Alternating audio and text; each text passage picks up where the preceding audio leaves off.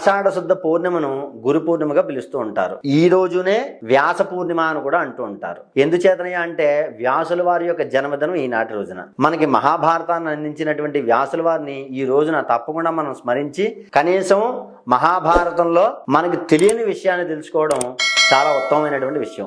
గురు పూర్ణిమ అని చెప్పి మనకి సంబంధం లేనటువంటి వారిని ఆరాధన చేయడము, మనకి సంబంధం లేనటువంటి అర్చనలు ఆలయాలను దర్శించడం అనేటువంటిది ఏమాత్రమూ హర్షించదగ్గ విషయం కాదు. ఎందుచేతనయ్యా అంటే గుకారశ్చ అంధకారశ్చ రుకారశ్చ నిరోధకృత్ అంధకార వినాశిత్వ గురురిత్యభిజేత అని చెప్పడం జరిగింది. ఈనాటి రోజున మేధా దక్షిణామూర్తి ఆరాధన చేయడము, గురు దత్తాత్రేయ స్వామి వారి యొక్క ఆరాధన చేయడము విశేష ఫలితాలను ఇస్తూ ఉంటాయి. అంతేకాకుండా చిన్నపిల్లలు ఈ రోజున హయగ్రీవ ఆరాధన చేయడం వల్ల కూడా చక్కటి విద్యాబుద్ధులను పొందవచ్చు. అంతేకాకుండా ఈనాటి రోజున చదువు చెప్పినటువంటి గురువు వద్దకు వెళ్ళి నమస్కరించి వారిని సత్కరించడం అనేటువంటిది చాలా మంచి విషయం.